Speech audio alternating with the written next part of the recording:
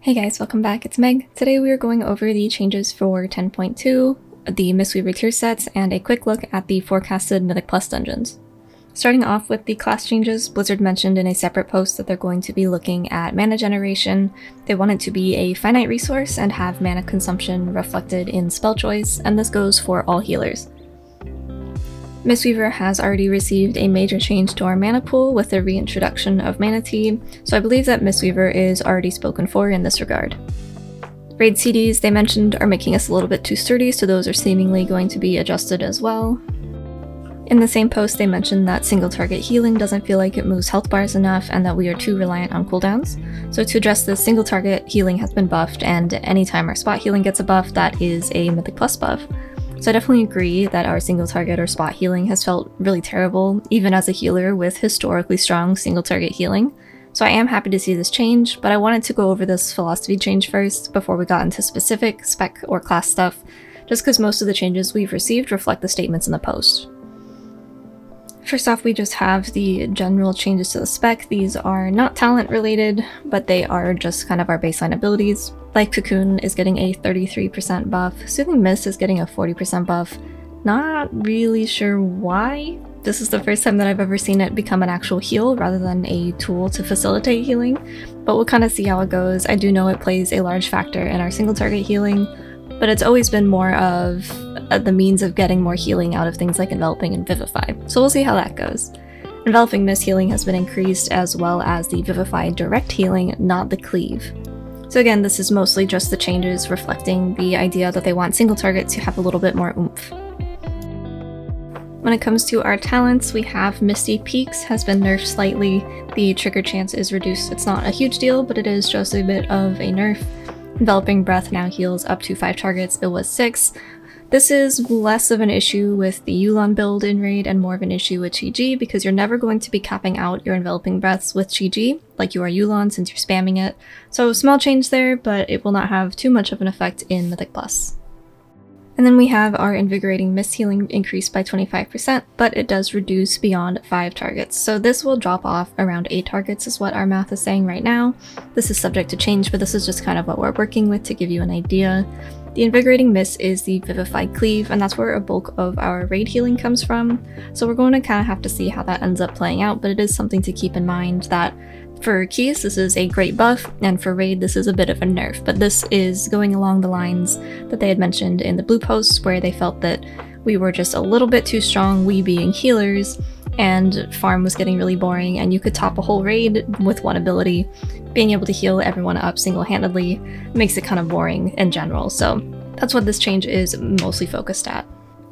For the second half, we've got Burst of Life healing increased by 100%. We are not going to end up taking this regardless, just because it shares a choice node with Chrysalis, and that is just infinitely better.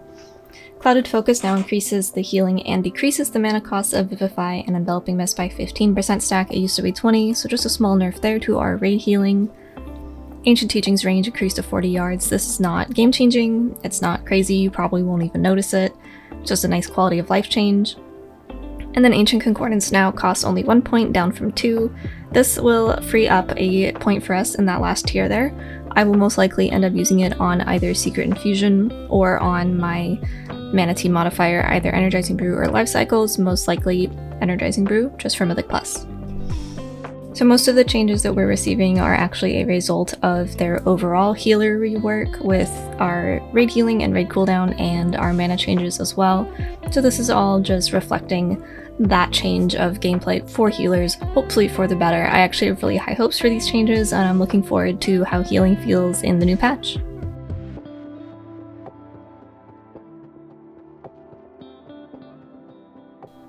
When it comes to our tier set, I'm actually so excited for this in Keys and in Raid. I think it's going to be super impactful, especially considering with current testing that it works with overhealing, which we have a ton of in Mythic Plus and in Raid currently, although Raid overhealing should be dropping off with the general healer changes. Our 2-set bonus is our Renewing Mist and the jumps apply Chi Harmony, which increases the target's healing taken from us by 50% for 8 seconds. Now, 50% seems like a really, really high number, so I would expect that to get knocked down quite a bit. I could even see it going as low as 15%, just like our 4 set is. So numbers are tentative, but the way that it works should be about how it gets implemented when we reach live. So with all of the jumping and reapplying of renewing mist that we do, our uptime on Chi Harmony as well as our raid coverage / group coverage with this should be really high, and this should be a really great tier set for us. And then for the 4-piece, 15% of all of the healing that we do to our targets with Chi Harmony, so our renewing mist targets, or the ones that it jumps to, is stored and then dispersed evenly among the allies with renewing mist as it fades or is refreshed. So while yes, this is very strong on paper, and in practice it seems to be working that way as well, we will get a better idea when we have some PTR testing, raid testing, and key testing. Currently there's some interactions with this tier set that are a little weird, and we don't know if they are intentional or unintentional. And then I believe that the numbers are subject to change just as they always are. This is still super early, so I don't want to make any promises or get hopes up, but I'm really looking forward to this tier set.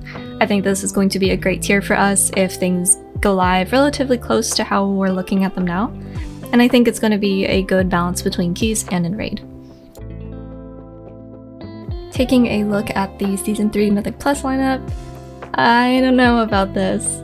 Obviously we have the 2 halves of the Mega Dungeon, which always happens, and Wakehurst Manor I was so excited for. This is my favorite dungeon. I think Mistweaver is really good in here, and I'm really looking forward to how things have kind of developed since the last time we played it in BFA. If I could make a wish, I would like the doors to always be open, or just have it always be the same door open so that the routing is consistent. I didn't actually play Legion too much. I just had a very, very small amount of experience with Legion dungeons from either things that we have received back in the Dragonflight seasons or from Legion Time Walking and Shadowlands. Darkheart Thicket is one that I would actually really like to get familiar with, but I've heard that on Tyrannical it can get a little rough. I don't have any perspective for Darkheart Thicket or Blackrock Hold on whether or not I think Mistweaver is going to be very good at it or not, but that is something that we will discover together as we go into PTR as Mythic Plus opens up. Taking a look at the Everbloom, it seems like there is a lot of opportunities for Mistweaver to do really well. There's a lot of magic damage in there, so that is a good place for us considering that magic is easier to mitigate than physical. I don't want to say too much for the Everbloom considering it is a really old dungeon. It is from Warlords of Draenor, so I would expect to see it have a pretty big overwrite. I would think that there's a lot of changes that need to happen just to make it a little bit more modern. Same with Throne of the Tides. That place is kind of just a straight line. I am not super excited for this. I think it's a dungeon that is too old and it's past its prime, and of all the other Cataclysm dungeons we could have picked, I would have picked probably anything else. So we'll see how this one goes. I hope that they rework it, and I hope that it ends up actually being really good and surprises me, but I'm not holding my breath for that one. And finally we have a Taldazar. There is a decent amount of Mistweaver capability in this. There is some poison and some disease dispels. There's also a lot of AoE situations where we'll be able to kind of take advantage of the fact that we have Awakened Phaeline and Zen Pulse and all of that fun stuff. My main concern with this dungeon is the routing, considering snapping is most likely going to be taken away because that was the strategy that we used back in BFA. And then I remember the trash on the right side as you enter the dungeon being really rough. So hoping to see some tuning passes with this, but I don't really have anything that sticks out as really bad for us. I just wanted to give like a quick overview. This is by no means a exhausted list of impressions or anything, so I will have a much better impression as we get into key testing. That's usually on the weekends. I would expect to see it within the next couple of weeks, and I will be streaming that. I don't know if I'll be uploading anything to YouTube regarding that. I probably will, but most of the content for PTR is going to be during the day, on the weekends, on Twitch.